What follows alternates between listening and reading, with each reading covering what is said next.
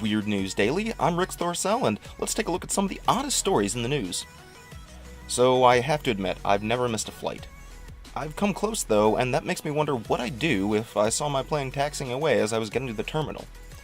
A Chinese couple gave me an answer to that question in some odd airline news breaking recently. So, they saw their plane departing from Beijing International Airport and chose to break onto the runway and literally stand in the way of the Boeing about to take off.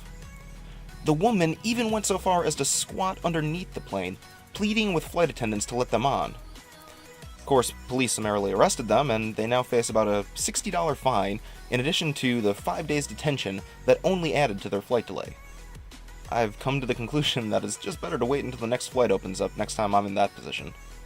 What's more annoying than missing a flight? How about walking home late at night only to witness that guy relieving himself on the side of a bar?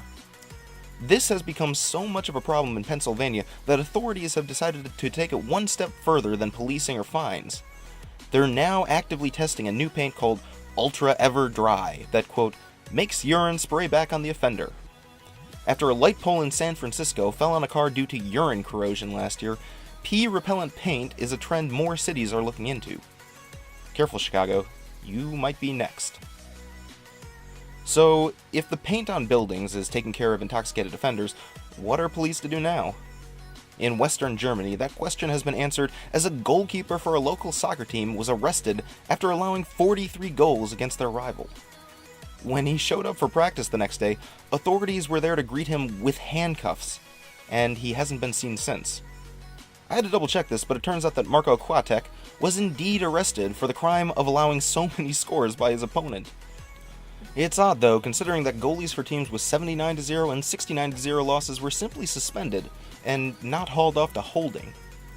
Finally, it turns out that as hard as you may try, living in an art project will prove more challenging than it may seem. You know, who hasn't been there? Lauren Nagy of Ohio had planned to raise awareness about homelessness by occupying an 8-foot wooden sphere in the streets of Grand Rapids, Michigan, but was quickly countered by the fire inspector who unplugged an extension cord leading to his spherical residence, claiming it presented a fire hazard. Others have guessed that the power outage has more to do with a big upcoming festival than a routine inspection. Regardless, this encounter has achieved at least the initial goal of getting people talking. Those are some of the stranger things happening across the world today. Did we miss something that should have made our list?